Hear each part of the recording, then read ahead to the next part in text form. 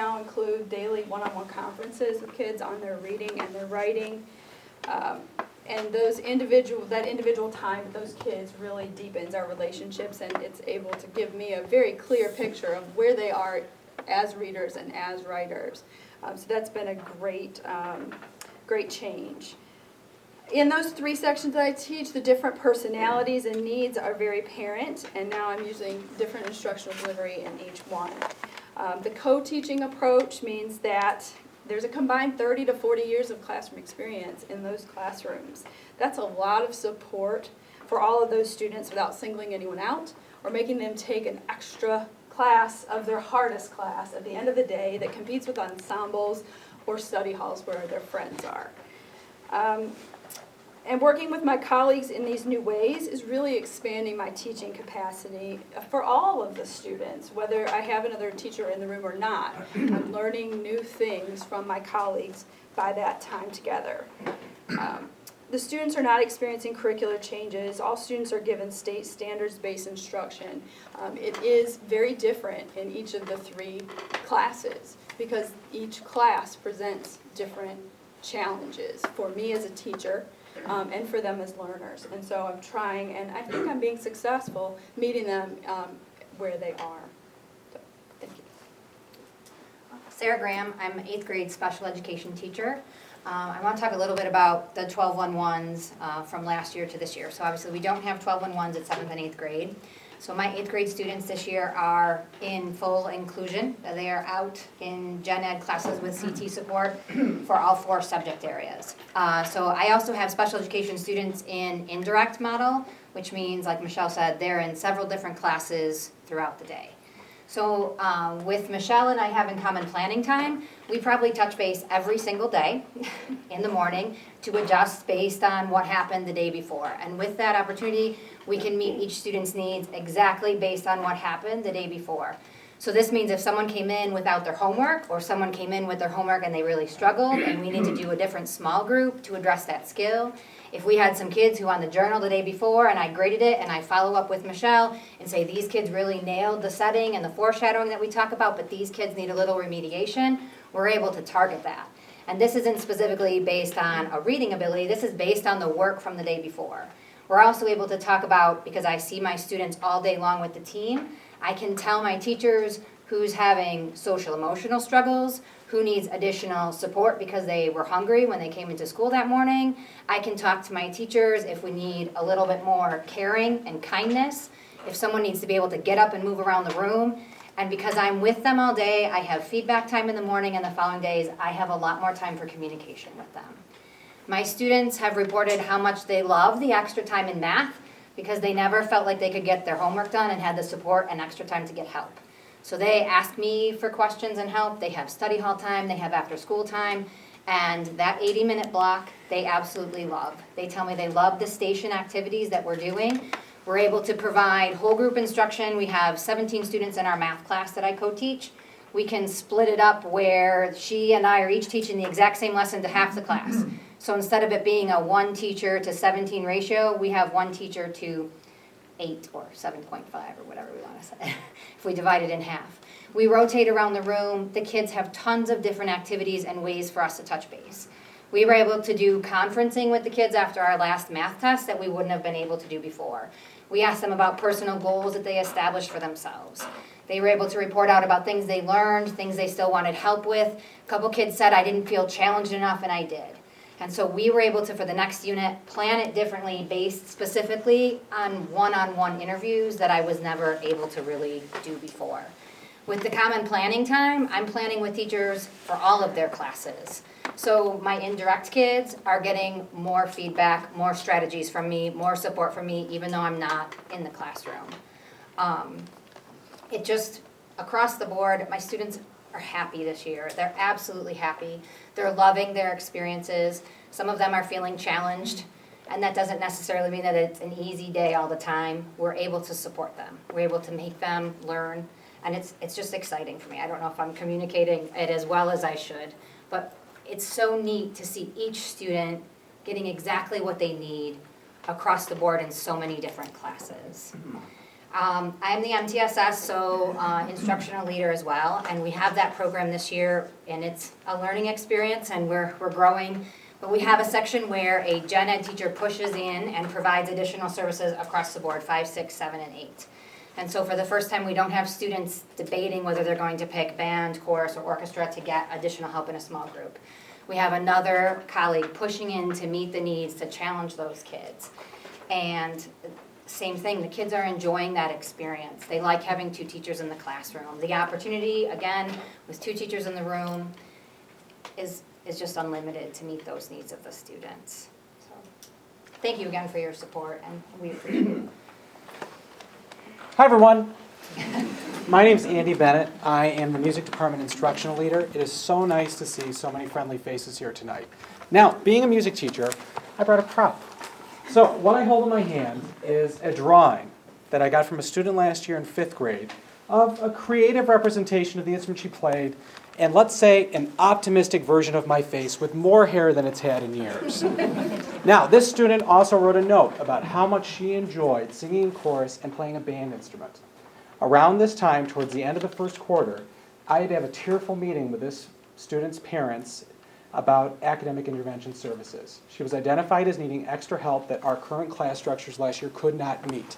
And because of that, they needed to make a decision that she had to drop her 2 favorite classes.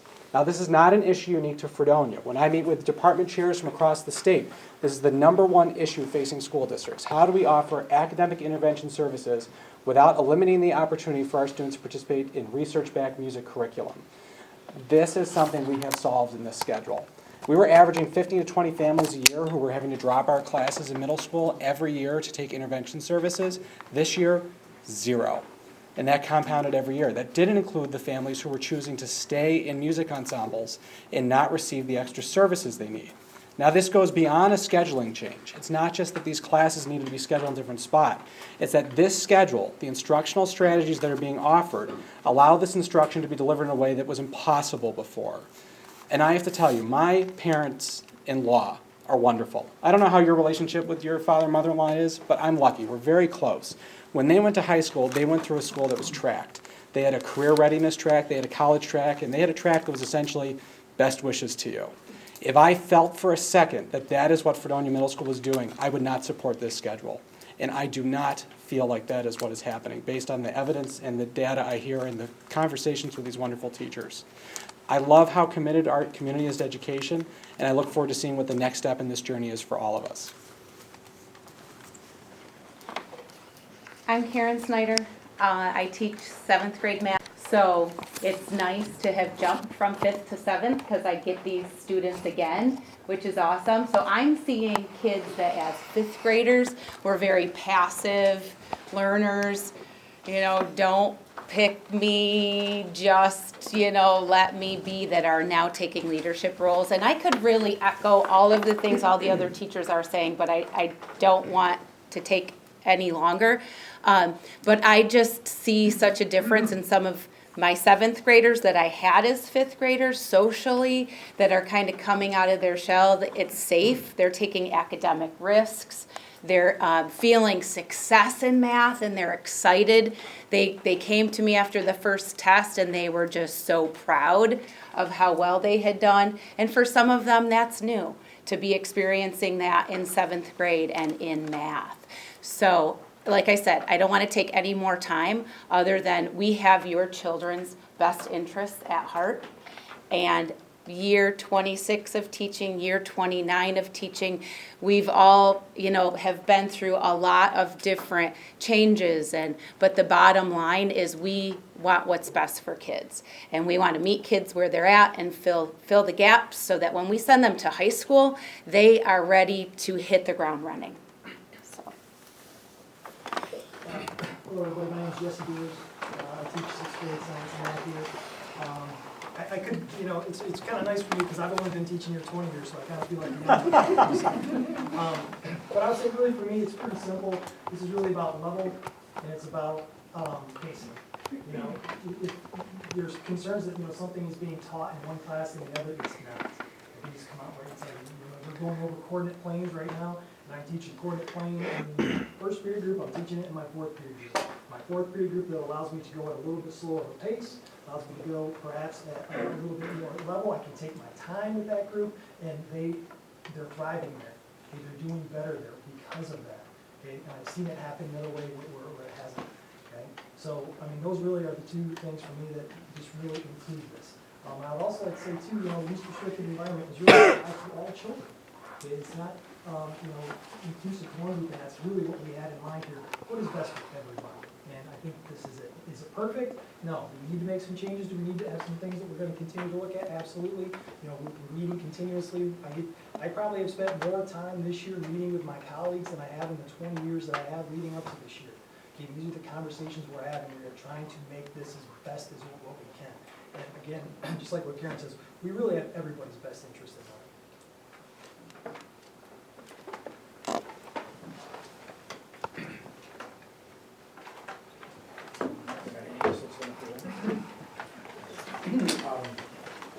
So a few questions, and this is really for the entire team.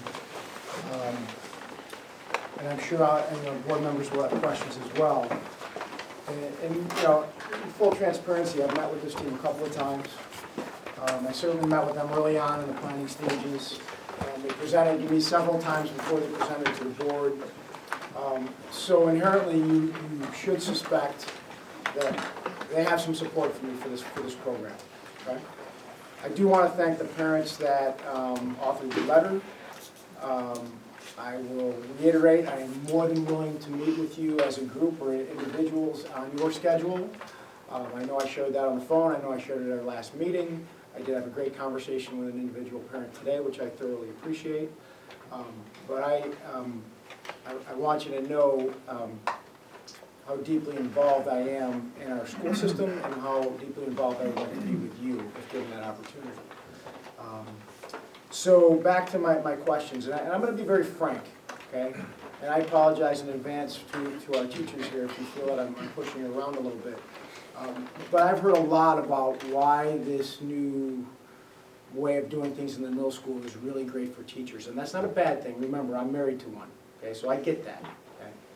I want to hear a little bit more, because you talked about it, but I didn't go deep enough. I want to hear a little bit more about why this is great for our students, why this is great for all learners. And Jess, can I pick on you for a minute? Sure. Since you're the last one up, you like to pick on me, so it's my turn to get back at you. So, and I love that. I love that you said how much collaboration you have with your colleagues, and I know how important that is. I have middle school background in the beginning part of my career. And you talked a little bit about being able to go at a different pace. Okay, what did that mean, though? I mean, we heard a lot about ability tracking. That's what our parent group is most concerned about. So tell me about your different classes and tell me about the makeup of it. And I know that I think it was Michelle who explained that there's integration in all of her classes. That she's got some students with IEPs in some of her classes. I'm sure she's got some 504s. And a mix and so on. What does that mean for you a little bit more? What does it mean for the students? Well, in my one class, I have 19 students, and I'm in there by myself. In my other class, I think I have 12, I just added one the other day. And I have a special education teacher in there with me all, the entire hour that we're in there. So that allows us a couple of things. We can, just like I think Michelle said earlier, it allows us to split the groups quite often. So whether we're going over assignments, exams, we can, 1 to 6 is obviously a much better ratio than 1 to 12. Okay, so that's good. But it also allows me to go, and perhaps, depending on the assessment that I have coming in, whether that's formative assessment, whether that's summative assessment, what I see coming into me, whether it's on homeworks, quizzes, tests, then can dictate my instruction to meet that need. Okay, and if that's a little bit slower, okay, so be it. I can take 2 days to cover a lesson in that particular class, or it might be only 1 day in a different class. Or sometimes it's the other way around, because I might be able to go a little bit deeper, a little bit higher in one of the other classes. And again, depending on the assessment that I have coming in, your assessment should always drive your instruction, so that's what we do. So you're differentiating based on the period, based on the group of kids. Based on the assessment that I'm getting.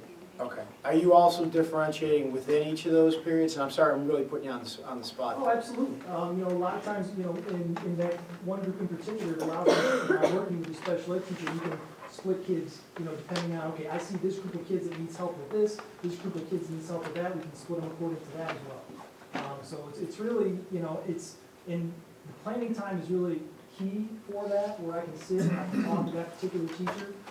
But not only that particular special ed teacher, but I can also go across the hall in the afternoons when we have our team planning time, and I can talk with the other math teachers and I can talk with the other science teachers, especially this year because we're going into a new math series, which, you know, anytime you teach something new for the first time, there's going to be hiccups to it. So we are constantly in the afternoon.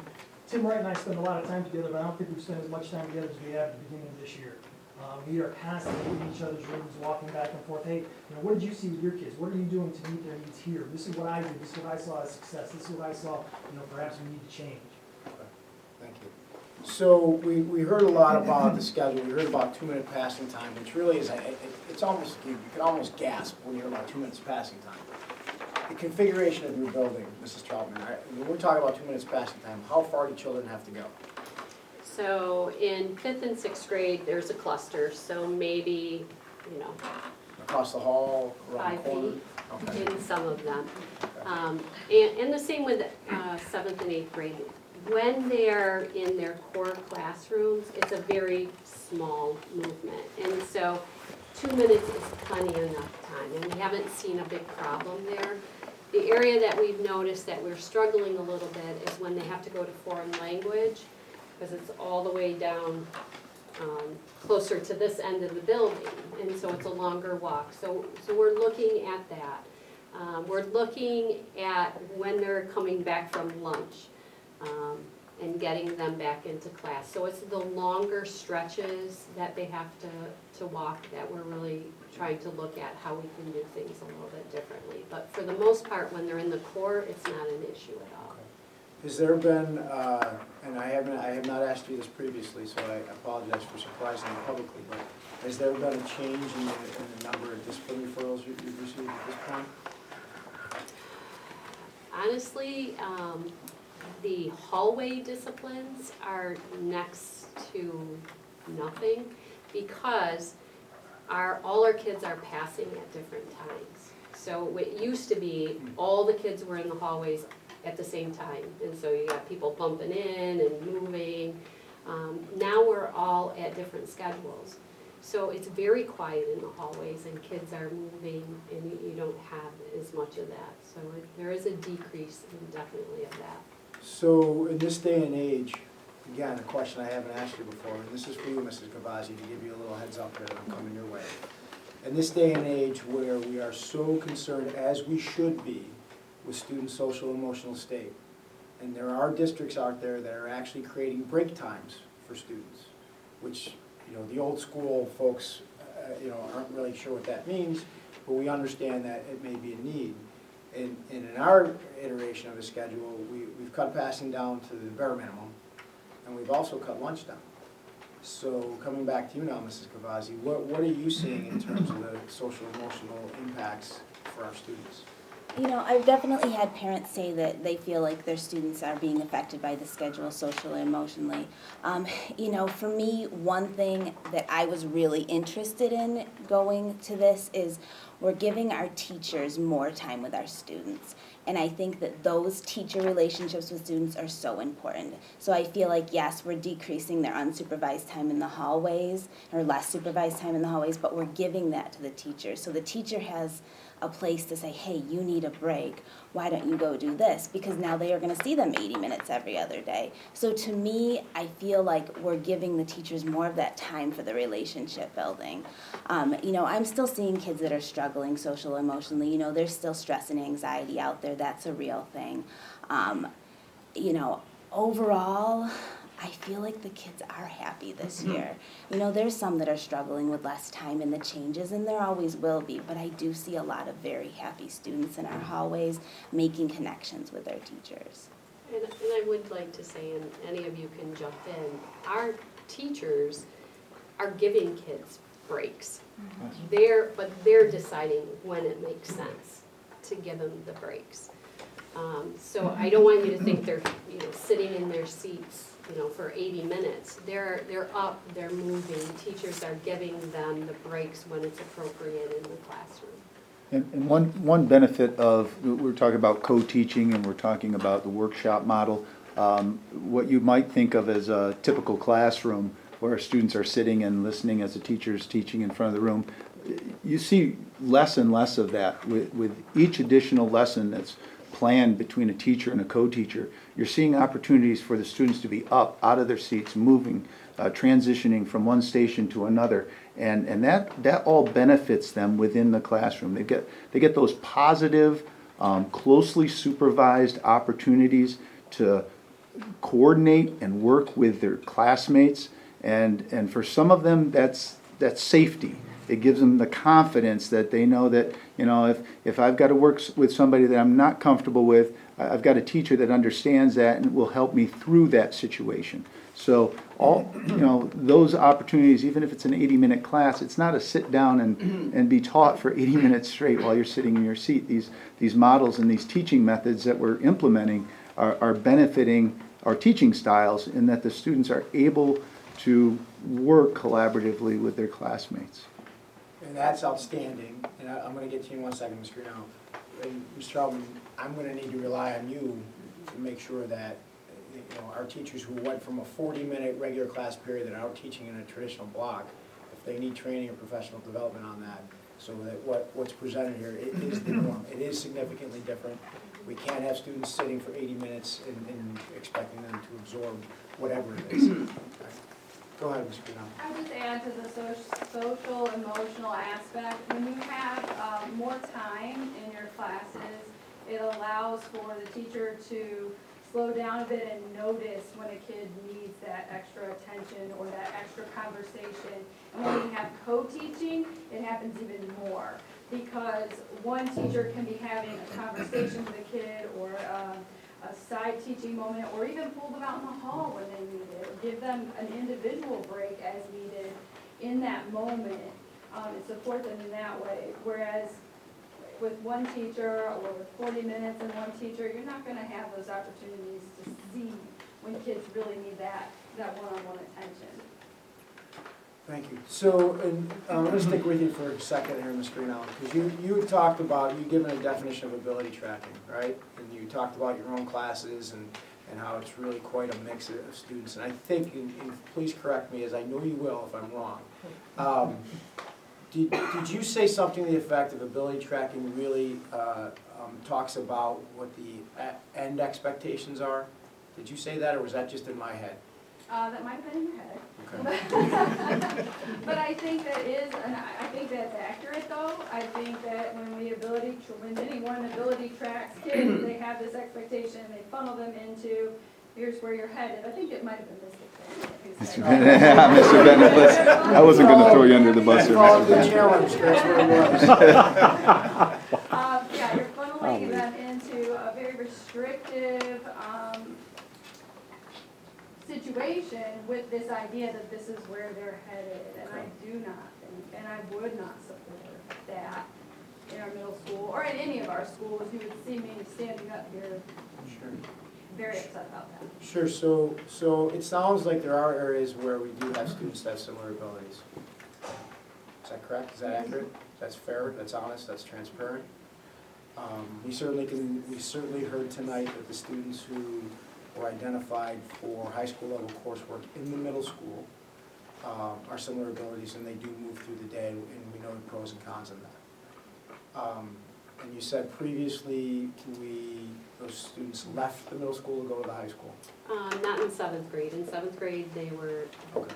in the middle school, but Learning in 2 years of 8th grade. curriculum in one period. Yeah. Okay, but 8th grade, they would come over to the high school. Did we teach algebra in the middle school? Yes. Okay, but for anything else, science, social studies, English, they went to the high school. And, you know, we have a pretty neat and very unique situation here, in that we are, you know, we're 2 campuses now. But we have 1 campus for our elementary, 1 for our middle school and our high school. So why don't we keep just shipping kids to the high school? Rhetorical question, I know the answer, but I want to hear it from you. I wasn't sure if Amy wanted to jump in, but I will, you know, say that Amy struggled with getting kids what they needed.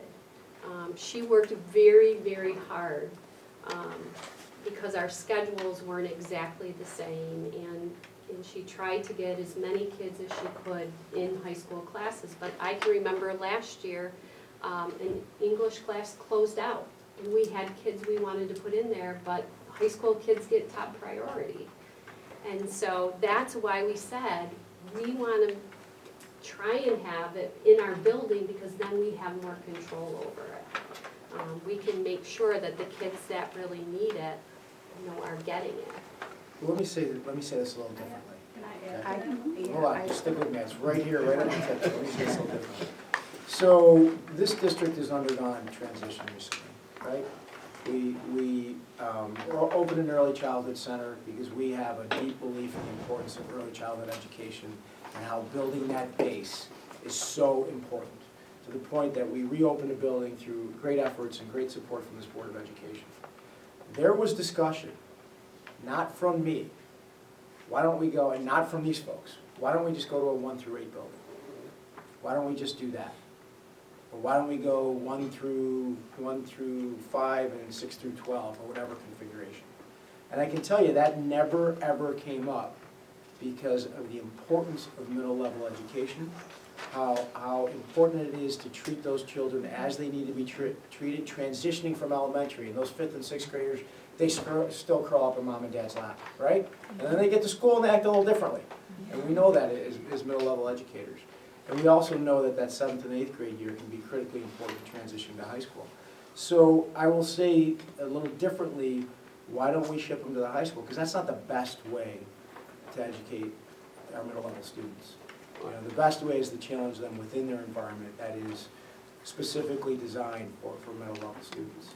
But I want to get back to Michelle, you had something, so I'll I come would just back to you. add that it's important that they take those classes with their peers. Anyone who's had a child who's gone to high school knows how terrifying it is to be a freshman. Even though it's the same kids, they knew them before, they're still high school, and to send our just out of 7th grade, 8th graders up into the high school is difficult for them. They're in classes with kids, if they're taking maths and sciences as 8th graders, they might be in classes with sophomores.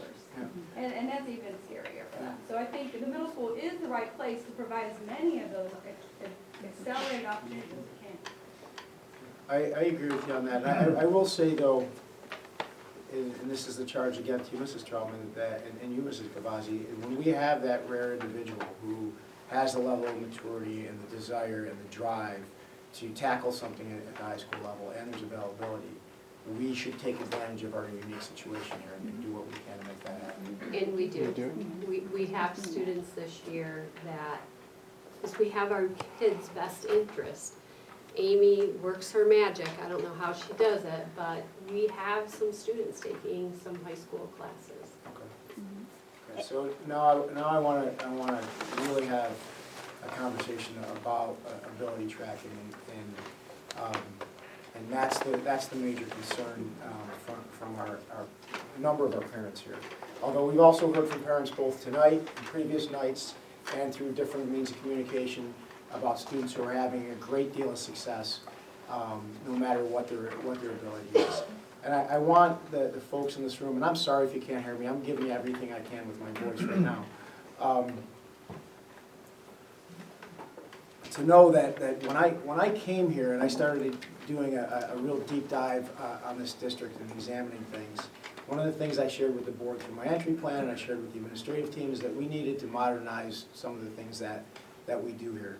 And for no fault of previous leadership, either in my role or in the middle school role or anyone else, there's some really awful budget constraints not too long ago. So a lot of what was built had to be torn down. And this teacher group that came together, I heard repeatedly, this is similar to what we used to be able to do, and this is the success that we had, and this is how we want to make it better. But when it comes to ability tracking, and anyone who was in the auditorium that was actually listening to me on opening day, and I'm going to repeat this again, heard me talk about the focus on grit and resiliency, and I believe one of you in the room was talking about the growth mindset, and they both go to that same philosophy. I need to know, and I will need to know throughout the year, that we are challenging and supporting all of our learners, but especially our neediest learners. And they cannot, they will not be said, you're going over here and you can't. Those are absolute words that I never want to hear. They can't. We need to figure out how. And if in the short term, we need to do some things very differently, and we are, that's fantastic, but in the long term, when and how do we identify that they've made up their gaps and they can do other things, they can do more challenging things? What's the plan there? I mean, we are going to be assessing kids throughout the year. They're not being held back at all. I mean, kids, we're trying to take them where they're at and help them reach their personal best that they can be. So we're not looking to keep them anywhere. We're trying to help close those gaps and help them be successful. So we're not doing what you're implying. I put my angry eyes on if you were, just so you know. So I do want to explain one other thing, and then I'm going to turn it over to the board, and I appreciate the leeway that you've given me tonight. For a long period of time, in order to graduate from high school, every student had to go through an eye of a needle. Okay? They all had to do the exact same things the exact same way. They needed algebra, they needed global studies, they needed US history, they needed English 11, and they needed A science. Okay? More often than not, students would get the math and science in 9th grade, and if it was a student that struggled, they'd probably take that global exam 5 times, 6 times, 7 times. Okay? So the state, and sometimes New York State Education Department does do some things correctly. You know, that is no longer an eye of a needle. It's more of a spider web. So there's all different pathways that students can go on to meet their strengths, to meet their needs. So you can't get through that global studies exam, but you took an extra science exam, okay, you're going to get your diploma. You're going to get your Regents diploma. Hopefully you get your Regents diploma, your advanced designation Regents diploma, or maybe even with honors. I see some of what you're doing is developing different pathways for your students in the middle school, which is going to lead to a better opportunity in the high school. And maybe they'll be able to challenge students at a higher level earlier on. I know what you're trying to do as a group. You're trying to close those gaps, just as our elementary folks are working really hard at closing gaps, just as our district is trying to do that through the creation of our early childhood center and our investment in MTSS. So I'm appreciative of that. And I think we could probably look at some high school students that really excel in a specific area, say technology, and take those 5 courses to eradicate the need for another exam. And we could call that a track, but it's a track based on their abilities. And they weren't able to identify that until they got into high school. I'll reiterate what I said again, is that the expectations for all of our students has to be the same. You know, Mr. Beers, you gave a great explanation about the curriculum being the same, the delivery is different. That's fair, that's meeting children where they are. You know, if you were judging me on my ability to hit a fastball, I wouldn't be your superintendent very long, which I don't want to see you smiling when I say it like that, Mr. Beers. But it's the truth. You know, it's the truth. So I'm gonna be quiet for a minute. I'll open it up to the board if there's other questions that you wanna ask. I know I'm monopolized here, and I appreciate that. You let me do that. Only took me once, Mr. Aldridge. Thank you. Any questions? Can I do something? Yes. I think one of the things that people are having a hard time kind of wrapping their heads around is what you brought up, Mr. Beers, in which you said that each of your groups is doing the same thing, but at a different instruction level. So the question is, or a different pace maybe even. So the question is how do they keep continuing to do the same thing, progressing through the school year, if they're all going at the different paces? That's the question I think that a lot of people are probably having a hard time understanding. Does that make sense? As far as, like, where's the end game gonna be? Like, are we gonna be behind at the end? Exactly. Okay. Well, you know, really what we've gone through, and we've sort of identified what we feel like we've stripped down all of the standards, the New York State standards, and we've identified that we feel like, okay, this is the meat and potatoes, so to speak.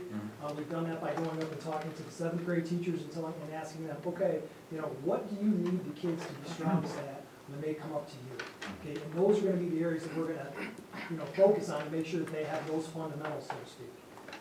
You know, Jeff brought up, you know, sports teams. You know, we have a modified JV and a varsity softball team. You know, we're going to teach them all softball, but what we're teaching the kids at the modified level is going to be fundamentals. We're going to focus on the fundamentals until they're ready to move on to the next phase, until they're ready to, so we might teach them at the JV level and the kids at the varsity level. And just really, you know, I wanted to comment just to Jeff on one of the other things that you had asked Paula about, you know, how do we move kids from one group to the next. Mrs. Koopman and I teach the math and the science, and then she has the same kids for English and social studies. So we're only about a little over 5 weeks in now, and we've already had a couple of conversations about 2 kids in particular. One that we thought maybe we should move from one group to the other, and the other one from this group to this, based on multiple assessments. You know, we're looking at, you know, online assessments. We have an online program this year that came with our math program that we're looking at. We're looking at, again, all those you know, formative assessments we have coming in. So we're trying to gather as much information on these kids that we can and say, hey, is this really the best spot for this kid, or should we move them? I think that's what some of the fear is at this point, is when, you know, you're really tracking that you're putting a child into a track and they are locked away there forever. Okay, and these groups are not that. We are trying to be as fluid as possible with these kids. We're just trying to put them in a position that's best for them at this current time. If you know, 6 months from now, that changes, then great. Let's put them in the position at 6 months from when that's going to be best for them then. So I hope I answered. Yeah. And then the other thing I was questioning, or just, because the schedule, like you said, you know, you cut down lunch, 2 minute times in the hallway. It's like, okay, so when do these students, you touched on it, have breaks? When do they have a time to be kids? When do they have time for social interactions? So that's my, you know, if you can maybe expand. I know you said the teachers are allowing for some of the breaks. And I'll let you guys talk about the your- social, you know, just Yeah. getting around and talking to other students, that type of a thing. I know, I can speak for my classroom. They're collaborating all the time with each other. It's not me up front instructing. I'm facilitating within groups, they're talking within groups, we're doing corners, they're moving around. They're doing math and collaborating and, you know, working around the room. So it's not stagnant. There's a lot of movement, a lot of socialization in my room. We take breaks. We get my big exercise balls and throw them around the room. You know, we do songs, we do the limbo. It's kind of PE meets math in my room. So they're constantly collaborating and moving, talking. And I could talk, I don't know if 6th grade wants to. Yeah, I could just say, Lindsay, in 6th grade, we have like ELA and social studies back to back, so between there, we give the kids a break. We tell them to go use the bathroom, grab a drink, they chat with each other, they get a snack, and then they come back. So we don't expect them to stay in the room for that full 80-minute span of time. And then we'll do that between science and math. So we give them another break, and they go out and then come back. Yeah, that was 6th grade. Can I Yeah, talk? Rose, you're there every day. I talk for the lowly subs, and I don't mean that. I taught for a long time. I have to say, I subbed this week, and Sarah was the co-teacher. I mean, I taught a long time, and I'm 76 years old, and I thought I knew everything. But she gave me some pointers and tricks that I use today, Sarah. And so, one of the things I would really recommend, and because I really love subbing, and we have some good subs, and I wish we could be more apart, because I'm subbing I could sub every single day, and all over the class, all over Fredonia, the elementary, and the high school and middle school. And I wish, and I've spoken to other subs who are certified teachers, they would love to be included in some of this, because I think it really helps us, because we walk in blind, Sure. you know? And I don't know if you're gonna, Rose, do you want to talk about success skills a little bit? Well, I That's okay, I won't put you on the spot. I mean, but no, I was having a really good time. And she was great at it, she was helping us out with our success skills. Thanks, but I just wanted to Give you guys a shout out.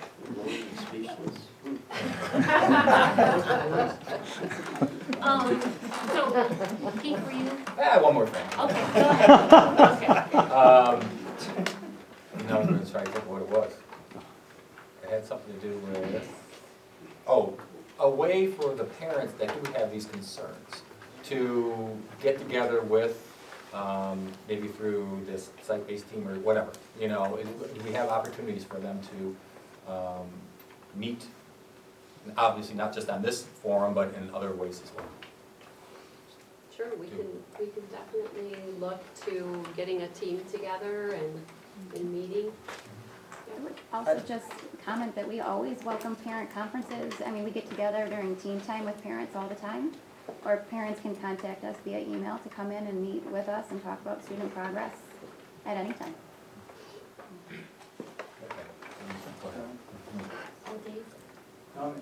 I just got two simple things, just for clarification, and I'm sure it probably was touched on, I may have missed it. This is the seventh grade, and our students that are taking math 7-8 and science 7-8 are traveling with a group of students. Now, does that hold true with all the rest of their courses? History, PE, whatever? In expos, no. So in PE, art, music, those, they're not, but in the core. Like history or whatever, couldn't they figure will out, be, so they're yeah. with that group. Yeah. Okay. And then the other little thing that perhaps I may have missed was that, how is consideration given to students that show excellence perhaps in one area, but yet are struggling in the other? Yep. I mean, math and science aren't always compatible, even though they do, you know, work together very well, but And that was when you like, identify that, how's that handled? and we did look at that, and that was a struggle of ours because we were so trying to give kids what they needed. It did make it unflexible, and so we did, you know, kind of group the math and science together. So that was an issue with the schedule that we said we would have to definitely Okay. try and figure that out. So then that creates another set of problems for our guidance department, Mhm. with you removing students and putting them back, which is a constant thing anyway in school. And then the other thing I had was, Mrs. Mr. Beers and Mrs. Greenhour, and so did you also. I know you're special ed, but I can't remember your name, so I apologize. That's okay. But I kind of got the feeling that we have all our other students in groups, and they travel as a group, and they remain in that group. So in essence, that they're with the same children in all their core courses, In seventh, except for specials perhaps. yep, in seventh grade, that is more so. In eighth grade, we do have more of a mixing. Yeah, in the 8th grade schedule, because we kind of have the ELA and math teams, they are in the same grouping for ELA and math, but their foreign language, social studies and science are a little more mixed. You know, there might be 2 or 3 different, you know, of the ELA and math, but to get that 80 minutes, those two play off of each other. You know, so they do have the same students in their ELA and math class, pretty much. But then they move throughout in 8th grade for science, social studies, and foreign language. Well, you started us off by saying that, you know, personal education is always in a state of flux. So this is not anything new. I'm sure you're going to continue working on it and work out some of these things. Yes. Yep. Thanks. Okay.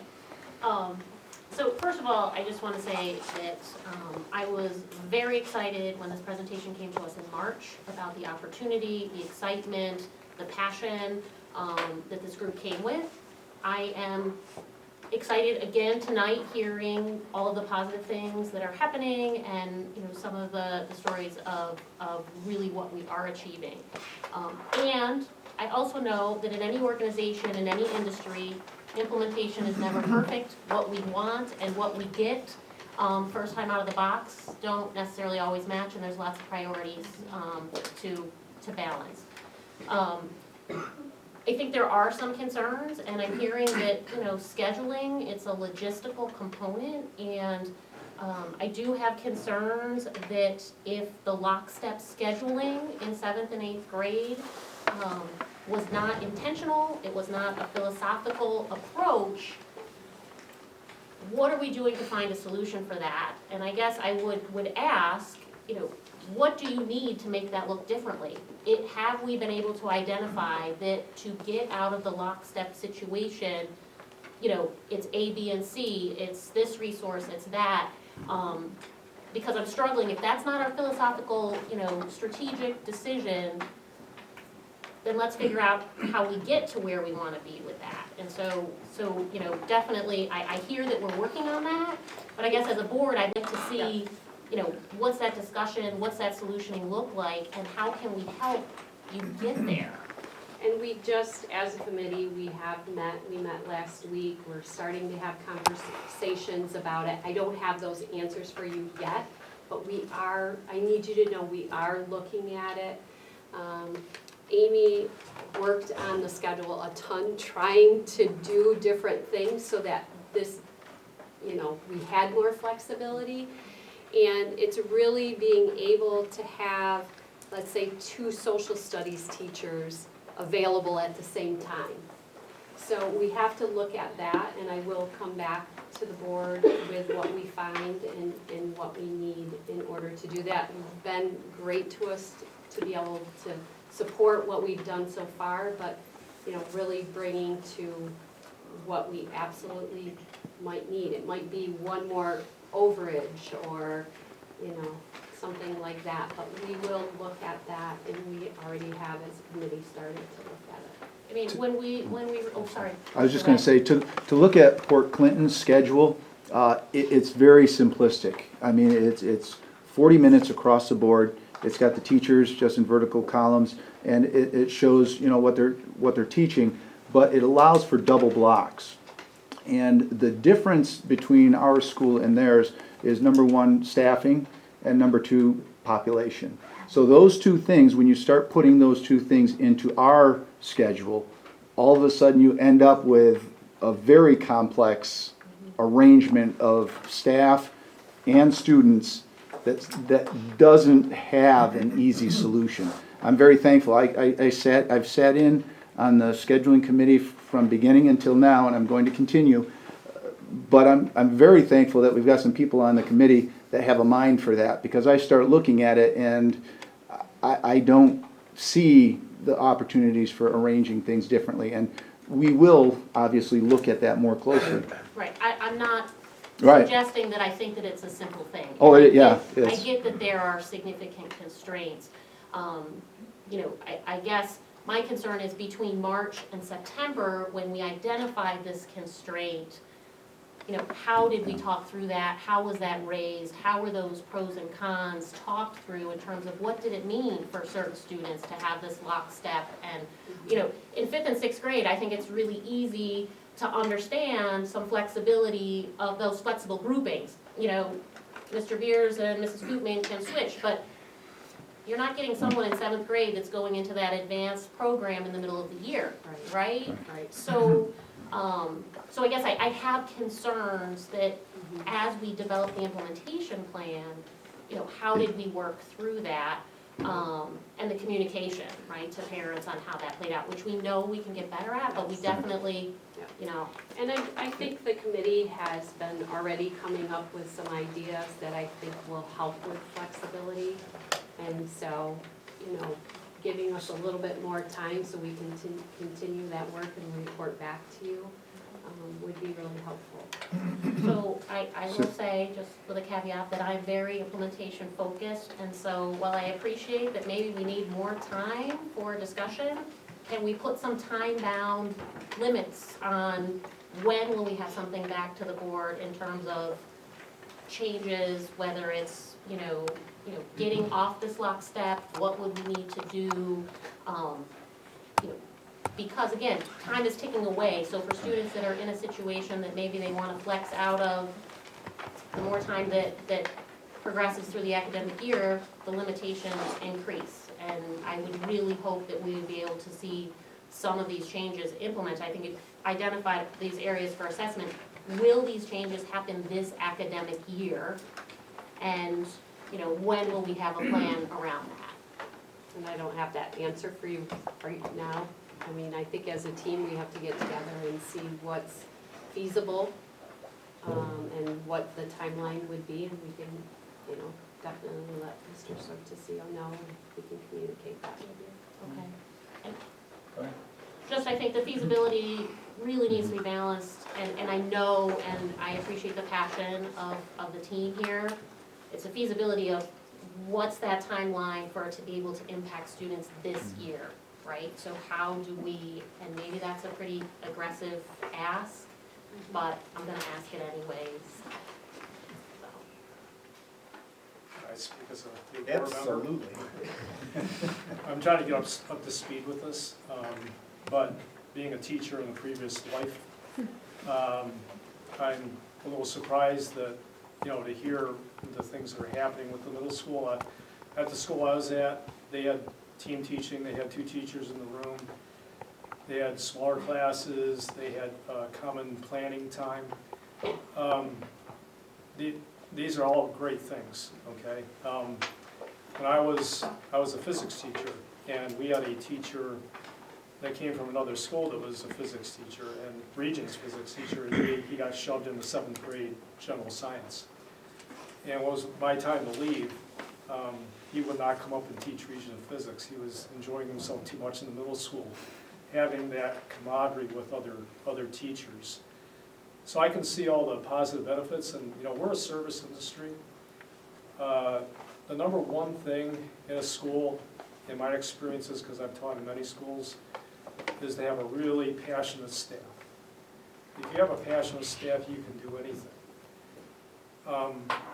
However, that doesn't address the elephant in the room, which is, now that I'm a board member, is as a parent, and that is that I'm a parent of a child that's been put in a low ability class, say in 5th grade or 6th grade.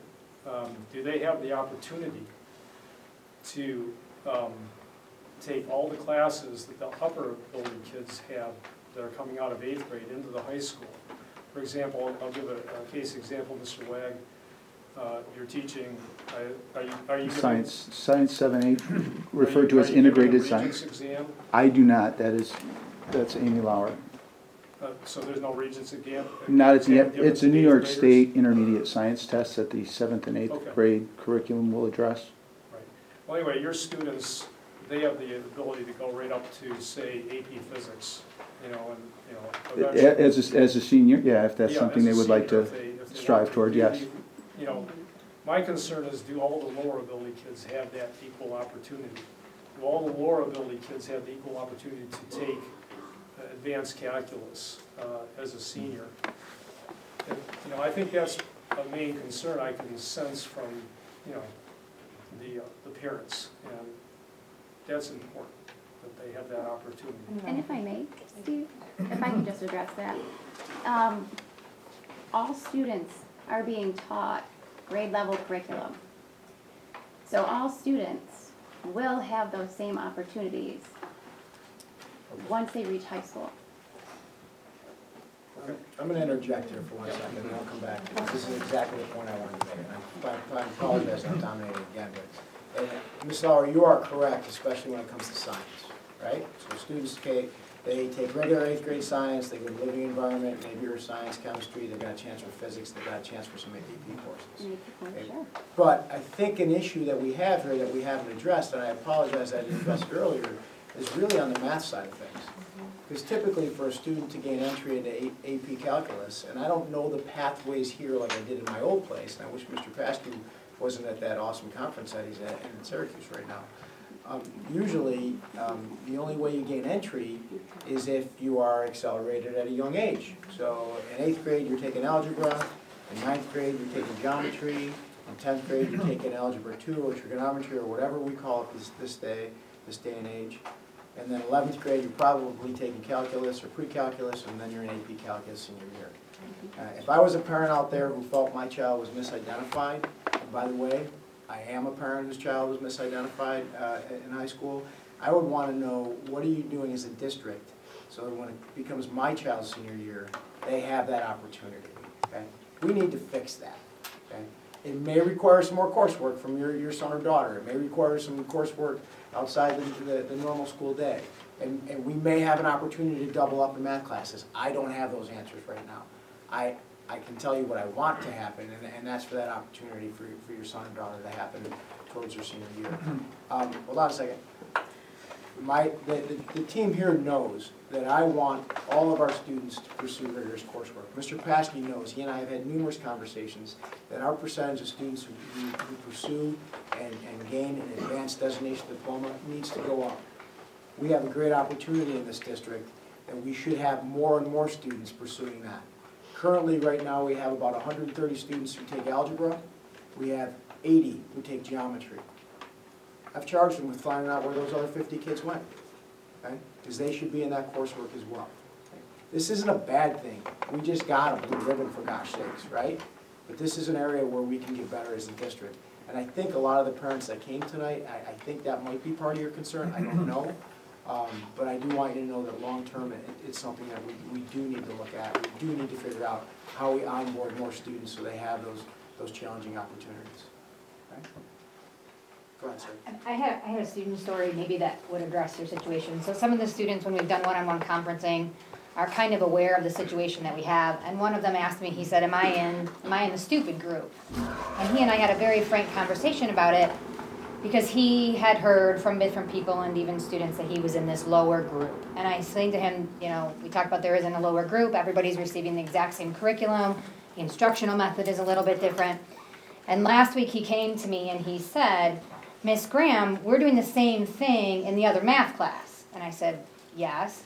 He goes, we're ahead of the other math class. I taught my sister the lesson that you taught me.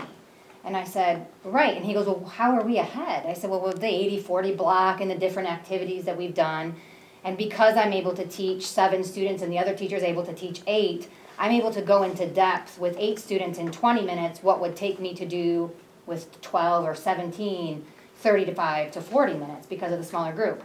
And, you know, sometimes there's the assumption or the stereotype that maybe the CT group, the special education group, is the lower group.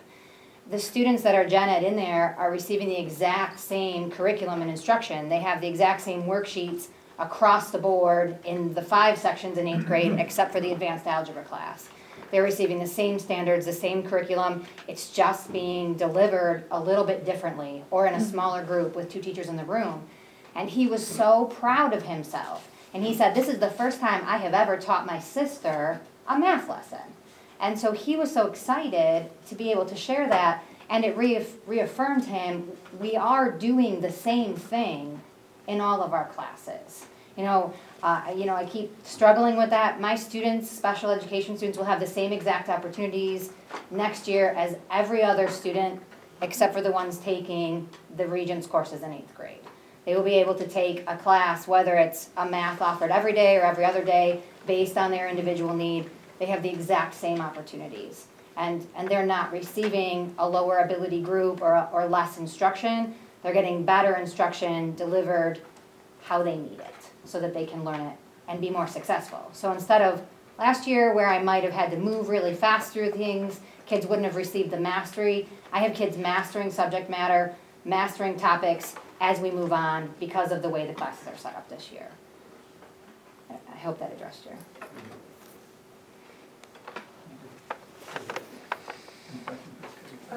My primary question was really what they asked about scheduling and figuring out what is it you need. Like if you could just have a wish list, we need more teachers, we need 10 extra hours in the day, we need, whatever it is. We take the 10 extra hours. That would help. The kids may not, but. Yes. And maybe we start from there and then figure out, okay, well, that 10 extra hours a day isn't gonna work, so, what's our next best solution, or idea, like, for figuring that out? Because I sense that frustration of, Lisa said it already, so, of kids not being able to move up, back, across, whatever, if it's best suited for them. And I'm so pleased that we're having this discussion. I think it's great that all these parents are here. It's wonderful to hear from the teachers, and thank you for your presentation, and I like that we're having this conversation. Mr. Hawk? So I'm very pleased with this discussion because I wasn't sure how it was going to turn out. You know, I heard concerned parents, and what I was hearing was, you know, change was taking place. And so there's this stigma about what's happening with the approach and how the group is labeling it. And I'm sorry if I'm stepping on any toes. This is just, you know, what I'm seeing and what I'm hearing. I've got a whole page full of notes here, and I'm going to just kind of keep it brief. But change is scary, and it's always difficult to deal with. So my concern is you know, we've got great flexibility of what I've heard from our teachers as to how they can approach students, because students, they're individuals, and they learn at different rates, and they have different needs. So we just have to kind of corral them and get them on the right path to the learning. So how do we deal with the concerns from the parents? I mean, what kind of approach are you going to implement for that? And I think what we need to look at is how we can add that flexibility in for kids to, if they are good in science but they're not in math, how do we meet them where they're at and get that flexibility? So looking at the schedule, looking at maybe we will need something additional. Where can we steal time? Time is, you know, so valuable in this, and is a struggle for us to try and maximize the time. So looking at those. Well, I think that's an important piece to hear, is because in any industry, it's finding efficiencies. So with that, I think what you're doing is finding efficiencies just in the travel time. If it's not needed, but it's a change. Right. I have a follow-up just on Mr. Hall's comment. What can concerns parents do today? If I want my student changed today, tomorrow, can that happen? So, you know, if I'm evaluating and I want to provide that input, is that possible? If I think my child has been put on the wrong track, or I want them somewhere else? I mean, we've been very open to try and work with parents. I will say that in 7th and 8th grade, in that science and math class, they are maxed out. We have 25 students at this point. So if you're talking about missing students that are accelerated and moving them up, it's staffing. That's where we're at. I've got one class that I'm teaching that's an integrated 7-8. To move students from accelerated to any other class wouldn't be an issue.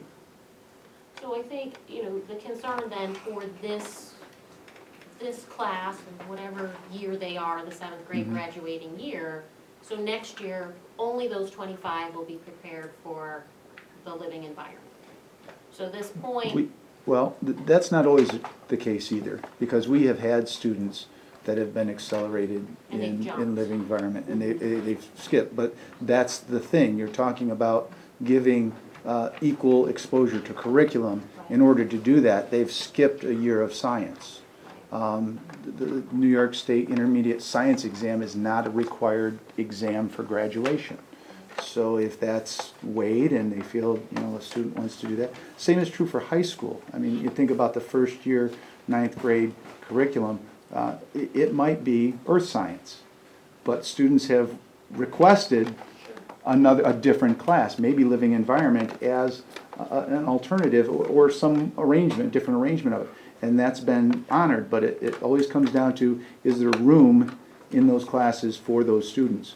And we talked last year we had enough room for 6 students. We surely had more students that could have been accelerated into that high school class, but there simply wasn't the room. Right. And I appreciate that. I appreciate the constraints that we have. I guess my concern is that because our implementation is not perfect, as we did not expect, but that the students are not suffering the consequence that will follow them then through their next year. And So Lisa, what I talked with Jeff about it, and I think I've talked with the team about it, is possibly offering something in the summer where kids in math or ELA, let's say, they came into their own and they're really ready, can we offer something in the summer that would help them make, gain that knowledge so that they could go in there? Now, will that mean we're going to have more classes, the high school class? Yes, and I am more than willing to look at that. But again, we have to ensure that we have the ability in the summer to offer those kind of things for kids. So that takes time and planning and budgeting, right? So we need to get to some of those recommendations and decisions sooner as opposed to later.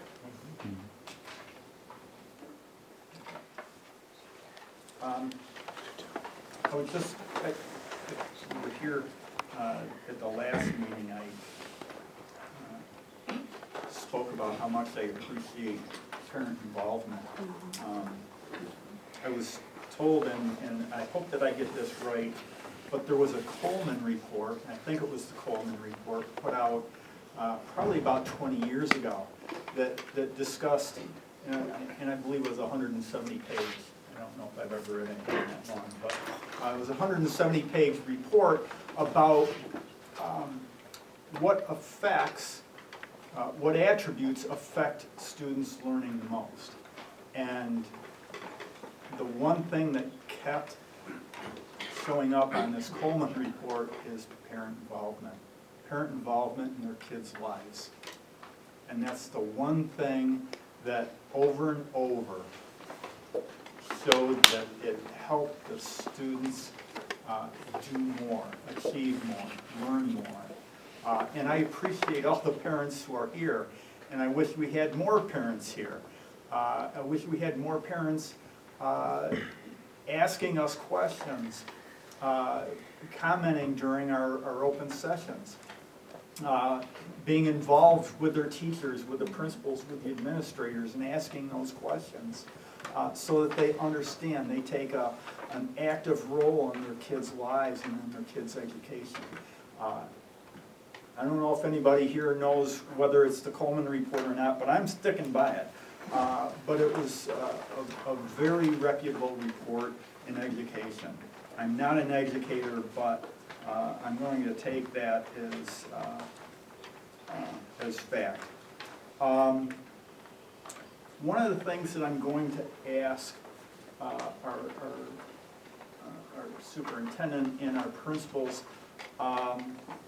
through this process, there were several different opportunities for parents to become aware of what was going on in the middle school.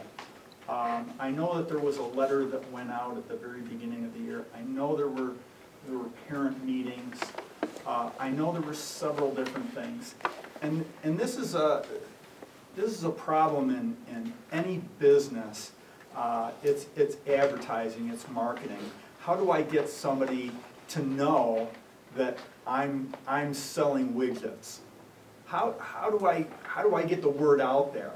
And you can put out a full-page ad in the Observer. You can put out radio. You can put out letters to students. You can put out a blimp. You can do all these things, and there's still going to be somebody who says, "I never knew about it." And I know that there were a lot of things that we tried to engage parents with and to inform parents of what was going on. We gave several different opportunities for parents to get involved in this. But I'm going to ask you, and I'm going to ask parents to give us your best method of delivery. Is it email? Is it letters from students? What is it? Because I'm really interested and finding out how we improve our parental involvement in our kids' lives, because that's what I want. I want that student who's walking across the stage getting their diploma to be the best that they can be. And if that's taking, if that's requiring that their parents get involved, I want their parents involved. And if their parents can only get involved because our delivery of how we're getting information to them, I want to know the best way. I had a lot of questions, and I still do. I appreciate Mr. Gambrone and everybody here who have asked the questions that I was concerned about. Through this presentation, I can tell you one thing. I know that parent involvement is important, but I see enthusiasm today from our teachers and our administrators. I saw that in their presentation back in March.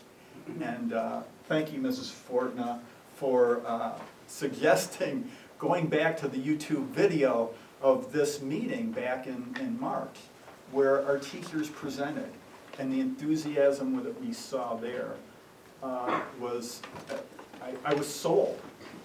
Because I know that if teachers are excited, and if they're as excited as what they were back in March, and if they're as excited as what they are tonight, I know that that's going to have an effect on our students. And I thank you for that excitement. Anyway, if there is nothing else, we're going to move on. We have to figure out where we are in this thing. So we have more special presentations. We have board recognition presentations, and Mr. Certisio, we're first. Well, thank you, and I appreciate everyone's attendance tonight. The week of October 21st is set aside to promote awareness and understanding the important work performed by school board members. Fredonia is joining all public school districts across the state in celebrating School Board Recognition Week to honor our board members for their commitment to our community's children. Board members volunteered countless hours to make sure our schools are the best they can be and focused on helping every child learn to their highest level, a lot of what we discussed tonight. While it's easy to see the time board members commit to Board of Education meetings, what goes unseen is the numerous hours they spend on committees, communicating with each other, listening and learning from community members, and helping me to be the best superintendent I can be. Collectively, our board has served this community for over 35 years, and in the case of Mr. Johnston, 116 minutes. Welcome aboard. That's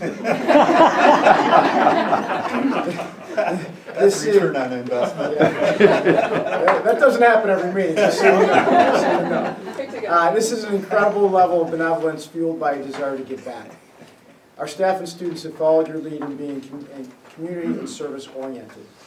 As you are aware, we have many students involved in service learning. Our elementary, middle, and high school service clubs have been collecting donations in honor of Breast Cancer Awareness Month. As such, and to honor you during Board of Recognition Week, a donation has been made in your name and your honor to the Susan G. Komen Foundation. Thank you. You're welcome. Personally, I want to thank each of you for your passion and your commitment to the district, and I thoroughly appreciate what you do.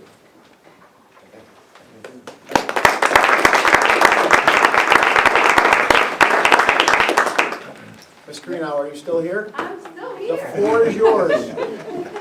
On behalf of the Fredonia Teachers Association, thank you so much for your dedication to our school. In particular, thank you for your careful listening, your sound reasoning, your thorough questioning, and support as we work to provide an exceptional Fredonia education for our students from pre-K to seniors. In your honor, the Fredonia teachers are donating a new copy of the classic novel to the high school library collection, A Tree Grows in Brooklyn by Betty Smith. Thank you very much. Thank you. Mrs. Farrell. Sure. On behalf of the Fredonia Administrators Association, I want to take some time to recognize the hard and diligent work of our school board. School board members spend countless hours of their time representing the very best interests of our community, and take on one of the most important citizen responsibilities, which is overseeing our educational system. Fredonia School Board members, your guidance, flexibility, and responsiveness to the needs of the community and your dedication, to improving and supporting our schools are immensely appreciated. In your honor, our union has purchased 4 books for the library. These are what I am told are a wildly popular series called Wings of Fire. And these round out the series that the library has, so they are dedicated in your honor. And I also have some things for you to take home, and I'm just gonna pass these around. These are some beautifully handcrafted ceramic. They're either candle holders or jewelry holders or coin holders, use them as you want to, made by our students in our high school life skills class. So just something for you to take home. Thank you. Oh, I'm gonna pass it around. I'm not gonna. Thank you. I'm gonna jump a little bit out of order here, but Mr. Essick. My name is Doug Essick. I'm president of the salary support staff here at Fredonia Central School. I'm here tonight to acknowledge the Fredonia Central School Board of Education on behalf of our unit in conjunction with Board of Recognition Week. I'd like to thank everybody for your commitment to our children, our community, and our district. I know sometimes it's a thankless job. I understand. I'm on a board myself. On behalf of our support staff, we'd like to gift the district a book, Lockdown, Escape from Furnace. I have no idea what this is about, but we'd like to gift that in your honor to the district. And again, thank you for all your hard work. And if you guys have fancy meals from McDonald's here, I like to have. They look like Happy Meals. I don't know what they are, but I'm getting hungry. Thank you very much for your commitment. On behalf of our support staff, we thank you very much. Mrs. Heminger. Mr. Sortizio. I am Mrs. Heminger, and I am the president of 6318 CSEA unit. And this year, I was in class, and one of the kids was sitting there, and he's like, oh, I wanted to take one of the ebooks out, but we only have 1 copy.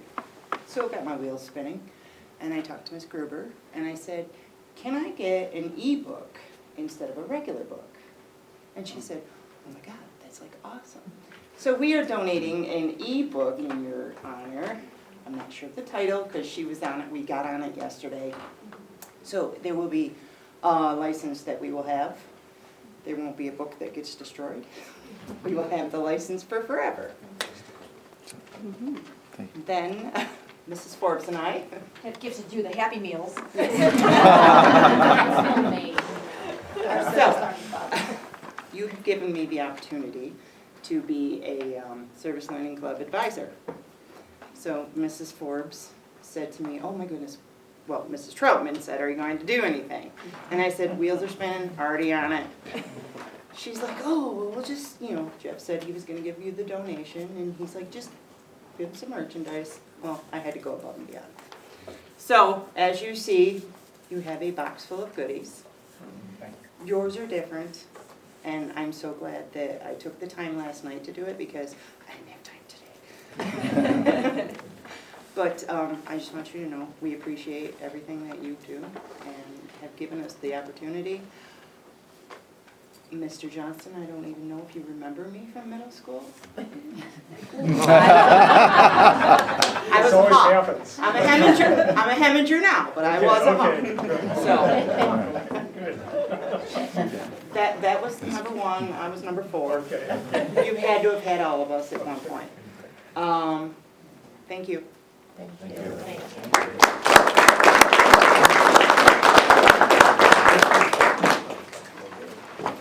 Thank you. I appreciate the gifts of books.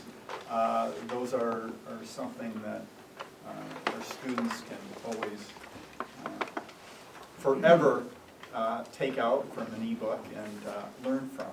And I think that increasing literacy through books helps them forever. We're moving to item number 6, the approval of minutes from the last meeting. Could I have a motion to bring that to the table, please? So moved. Okay, and do I have a second? You second it? Sure, I'll second. Thank you, Mr. Forrester. Any comments, concerns? Mr. Aldridge, I would Yes. like to take the feedback from Mrs. Van Dett for that language change to reflect, to better reflect the conversation at the next meeting, Okay. at the last meeting, sorry. I understand that there are different semantics of how we discuss this. I know that their concerns were with tracking, but it involves the implementation of this new initiative. Semantics? I would just like to say that, you know, it's public record, it's what's out there. I think it does better reflect the point of the conversation, and I think it's what they're talking, it's what they're talking about to us. You know, we call it the initiative, they're calling it tracking, it's just what they're talking about to us, then that's, and how they look at it, and that's, I agree with what you're saying. You know what I'm saying? I don't know if I explained that right. So, Well, a more accurate description of their letter. Of their, right. it was in the community comments, and so it was, you know, it reflects their comments. It wasn't about our, you know, it wasn't our content, yeah. Correct. Sounds better. than what I said. okay, so we're gonna need an amended motion to reflect the change from the middle school initiative to issues involved with tracking. Sure, do you have, I don't have a copy of the minutes in front of me.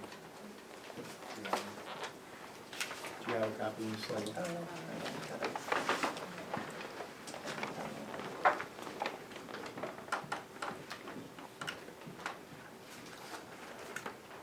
And this was from the hearing from the public, is that what we're looking at? Right. Here, Both at the beginning and Yeah. at the end.